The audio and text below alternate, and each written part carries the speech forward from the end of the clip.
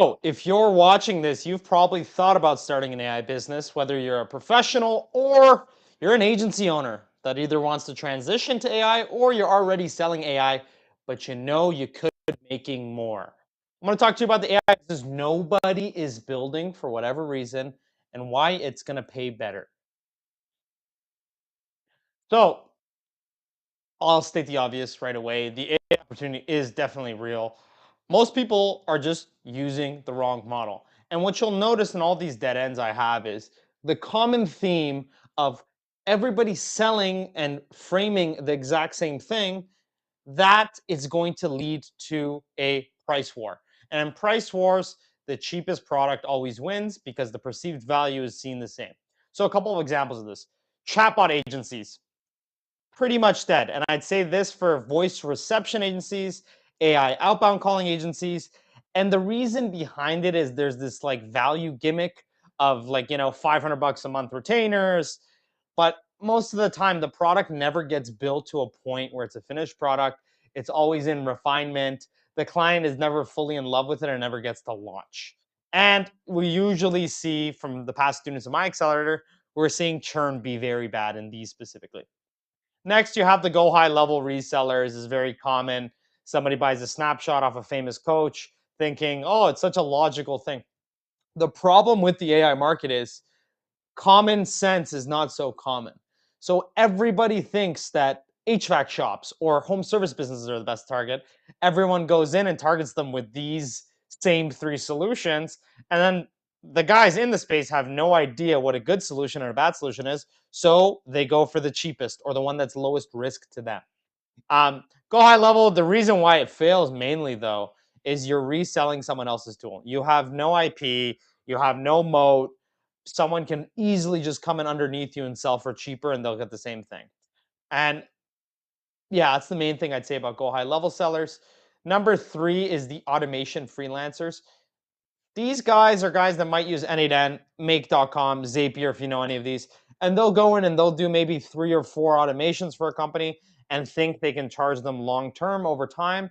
But typically, these companies get very tired of that. They find the need that they don't even have to have AI consulting, and then the model falls upon itself.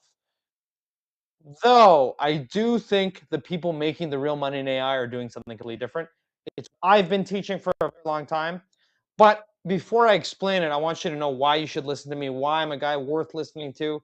So at the age of 22, I left a 200K a year job at RBC. I was in investment banking, specifically in the real estate team. And I walked away. I realized I don't want to live this life no matter how much it pays me. And I might as well try because if I have enough talent and IQ and hard work to get this job, I can probably start my own business. Boy, was I wrong. In a span of about 8 months, I failed 5 businesses and I tried everything. I did SMMA for senior homes, I tried an email agency, and this was before GPT. So there wasn't really anyone to talk to. It was kind of like go on YouTube, see something, and it didn't work. I got down to about $647 in my account, and this is pretty sad. I'm from a decently wealthy family, but the sad part is I couldn't tell anybody this because they thought I was doing better than everyone around them. So started making videos on ChatGPT in February of 2023. Started off with a YouTube video. I started doing Instagram and TikTok, and everything went viral. I haven't looked back since. Been able to collect $2.1 million in the past 2 years, or I guess the past 3 years now. We're getting older. And I've done this in a very unique way through a couple of AI ventures and some licensing engagements. But mainly, most of my deals will fall anywhere from 5 to 250K, depending on the rev share, depending on the profit share, depending on the amount we collect up front to set up. I've spoken at Dan Martell's events. I've spoken in Dubai at one of the largest conferences in the Middle East in the world now. And I've exited one of my companies, which is nextcallagent.io, and I exited Simply Scale, and I'm currently running nextcallagent.io, which is my venture studio. Cool. I know that was a mouthful. I'll get right through it. So the model and the reason why I run this model is very explicit. So when I was doing the original AI agency model, and I had a lot of inbound. So compared to some watching this video, you probably don't have a ton of followers on Instagram or LinkedIn. So it's not as easy. But I had that and I thought, okay, cool. I could just raw dog it. I could sell automations. I could go through. And then I quickly realized, okay, cool. I made my 30K a month. I had a bit of money saved. Decided to move to Dubai. I said, 0% tax. I'm going to hit this every month, if not more. And I'm going to do it. Boom. Spent my first months in Dubai, lost, didn't lose anything, but didn't collect any money. It was pretty expensive. And I turned around with my tail between my legs and I came back. And I decided I have to rebuild this model. There's no way. There's no way I can do this and like wait for a good month and save my money. I need to make money every month. And that's what the agency model is designed for. It's feast and famine. You do one great month and you think, wow, I'm going to win this forever. And then you hit 2 months of no cash collected, 2 months of clients having problems. And you notice it then when the famine happens. You don't notice it when you're making money. Um, and here are the three reasons I'm seeing AI agencies stay broken. Number one, it's just generic. Everyone's running the same bullshit offers from Hermosi, and everyone's just competing on price. So there's no vertical expertise because people usually choose the exact same niches. There's no language that the buyer recognize it. And the only lever you can really have on a sales call is just being cheaper or having a bigger guarantee. But usually you're going to attract the worst clients doing this. And it's a complete race to the bottom. Number two, every project is like a one-time event. Even though you may discuss, oh, we can do your website and this after, there's nothing built in. There's no real system. You're kind of just solving maybe one of their minor problems and you're trying to collect as much cash on that. So you build, you deliver, and the relationship ends typically. And then next month, you're literally restarting your pipeline and your funnel. It's the most killer thing. Unless you have a client like most of my clients have a lot of other businesses, have a lot of upsell businesses, then we maintain that on a rev share. And specifically with most clients now, we do profit share because we want to ensure that we're properly aligned. Um, but there is no compounding layer half the time. You see, like every dollar requires like completely new ways of attracting clients. So since there's no levers, there's no asset being built. And number three, the feast and famine cycle is by design. What I mean is the whole structure produces it. You really kill it. You convince yourself, hey, I'm going to do amazing on this. You might dump money into ads. You might dump money into coaching. And then you realize, what the hell? I don't even have new clients this month and I have to restart. And then you get burnt out. You start becoming a bit pessimistic on the model and it goes to shit. In my opinion, and before I go deep down on the AI venture studio model, there's three markets right now. And this is where you should start your thinking of your agency or your venture studio. And I'd say only one is winning. So you have the small businesses that are under 2 million revenue. You can probably charge like 500 bucks a month. Most of these people aren't serious. They won't onboard properly. They're probably going to leave you in 90 days. Everyone is here. Like I'd say like 95% of the market's here. Because 95% of the market is going to be those second world, third world guys. It's going to be the young guys in Brickell, whatever that may be. But clients will go to mid-project on a lot of these. They'll cancel inside of 3 months. They'll beat down on every single thing you pitch them or price them, and it's a race to the bottom. Then we have like the Fortune 1000, the big enterprise. Those guys are doing one bill revenue. You have like 6 months for them to even listen to your pitch. You need the legal department to review everything. And yo, some of these guys, we've dealt with some companies in Dubai that are at this level, absolute sharks. They don't want to take any responsibility and they want to pin everything on you. Then you have to have like 10 people on each call. You waste 4 months of your time for them to say, hey, yeah, we found a bigger agency to work with you. They just don't sign. Like typically the close rate on these is very minor. And even when you do get the job, it's very hard to actually execute. Where I'd say is the winning spot, is the real opportunity, is the mid market. So that's the $2 to $50 million in revenue, and you're doing anywhere from 20 to 75 for the build, and then anything recurring I'd like to do is a profit share. I have a lot of confidence in my belief of me executing stuff, and I have a lot of history, so I can do profit share. At the start, I would recommend a lighter retainer, work towards a proper rev share down the line. The reason why this group, the mid-market group, is so good though is they have real budgets. They're known to actually have bills come in that are 10, 20K and pay them. It's not like a shocking thing to them. They have 1 to 2 stakeholders, not like 10 guys, 12 guys.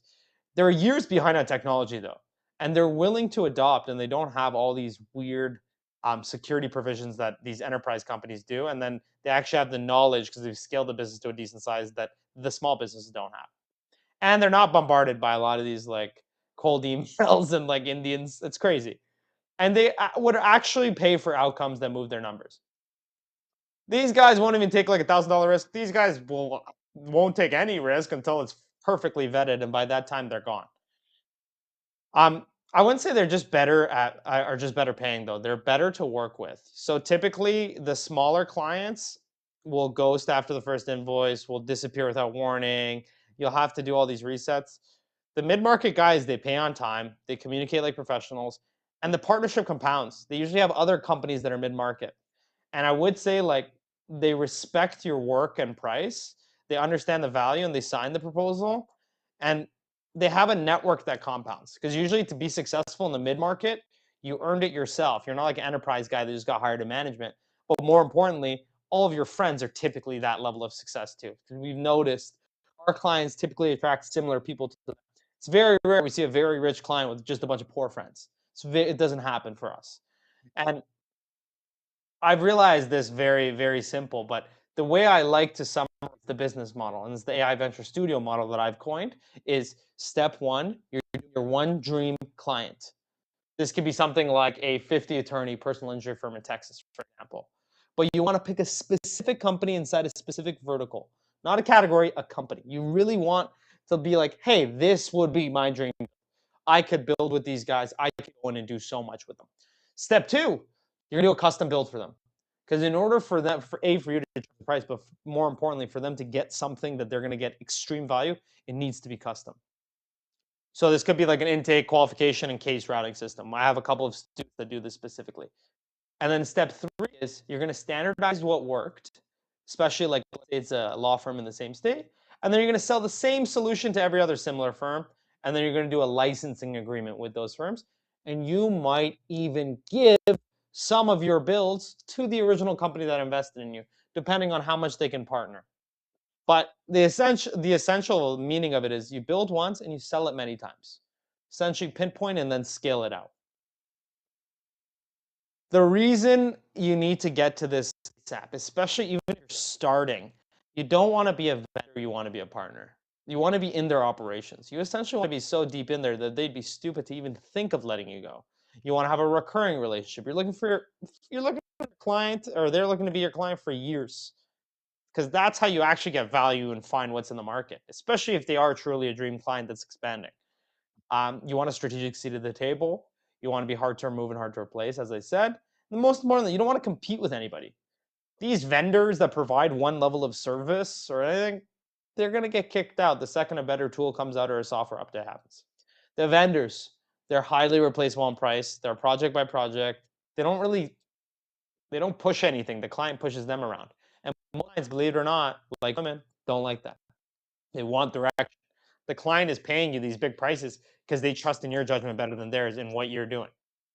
And that's why you don't want to be a vendor, rather be a partner.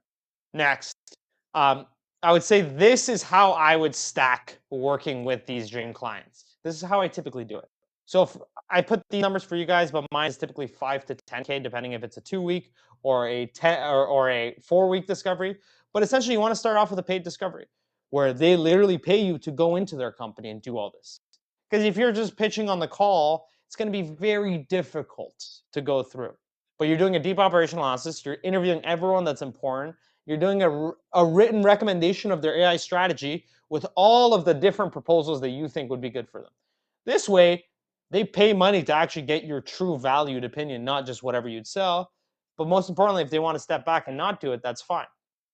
The custom build, it's going to be anywhere from 20 to 75K. And what I do is I typically take my paid discovery and I apply it against the custom build as a token of good faith and knowing they've invested in some of your work. I like to take it off. But this is going to be the end-to-end solution. You're going to standardize this into IP once it's able to go out to the market. And then after it, you're doing a simple license and retainer. And these numbers I just put for you guys, this could be much higher depending on the value of the solution, but you want to do the same product. And then if they want something custom done to it, you rip back to these prices. But ideally, you only want to do the very custom build once because that gives you all of your knowledge, that gives you all the data points you need, and then you can go through. And this is like the sooner you do the layer 3, I'd like to say, the faster. But essentially, you want 10 licensed clients on top of this guy and you want it to be around 30K a month. I think that's the best starting point for this. After, I think you can eventually keep increasing your prices. I haven't had an issue doing it, and I don't think anyone will. Um, Here's a couple case studies. Obviously, I'm shameless, but at least I kept it for the end. I don't want to bother you guys at the start. So we had Ahmed doing 50K in a month, and this is from our accelerator, which is called AI Venture Launch. There's a wait list below. We also had Maverick, who did 18.5K in 6 weeks. Ishwar now has done 29K plus 10% rev share for a client, but I don't like boring you guys. I don't like being this big salesman. Here's a couple others. And then I want you guys to know that when you are known in a vertical, when you have authority, when you that is the ultimate lever to have, your stage one's very simple. You're going to land your first client. You're going to post the first case study. You're going to let everybody all their peers, all their competitors see it. And that's what's going to allow you to be pre-sold before the call. So by the time they reach out, they already trust you. They already know you've worked in it. They've already heard your voice. They've already seen your face. They've already interacted with you. That's kind of what we teach. We don't teach you to just make the best build because that doesn't matter if no one knows it. You have to learn the art of self-promotion in here, and it's so important. Um, and I've realized like the difference between most agencies and studios, a lot of agencies stay too broad. They're too busy chasing the next project. They're never actually building the builds. They might have something pre-built that's not really that good. A lot of people say like, "Oh, Sam, I can just scale this right from the start by just finding something predictable." But a lot of times you're not going to be able to find out any real problems unless you do a custom build, unless you get deep with a company that's in their industry. Companies that are top in their industry require some level of customization. And that's what I think studios do. They go deep in one vertical, they document everything publicly, and they become the obvious choice. Um, and I will say, like, the window to go after this now is 12 months. And to own a vertical before it gets too crowded, which a lot of them are getting crowded now, but I still think there's enough time. I think if you move now, you can own a category, you can become the obvious operator, especially on the AI side. Still, a lot of industries lacking a real AI agency or venture studio to properly come in. But in 12 months, I think we're going to be competing with everyone else who figured it out. Like every month you don't move on something, you lose the advantage inherently. And I would like to save the end of this. You can work with me one on one. I'm only taking one operator per month now. Our group is at around 30 people. It's 24 weeks. It's unlimited one on one calls and a weekly group call, along with modules, private deck, private case studies you can share as your own and white label, as well as a private dev network. Even though I don't even think you need devs as much anymore with how good Claude Code is gone and in this day and age. And I'm not going to be weirdos that makes you wait to hear the price. It's 6K and you can get your entire company on it. Developer network as well of about 120 developers. But the sad part is you can't actually book it. You're going to have to shoot the waitlist in the bio. And if your profile seems interesting for us, my team is going to personally contact you. And as always, I like to end these videos off with my favorite quote of all time. May you never let success get to your head and failure to your heart. I go by the name of Sam Rami. Thank you so much.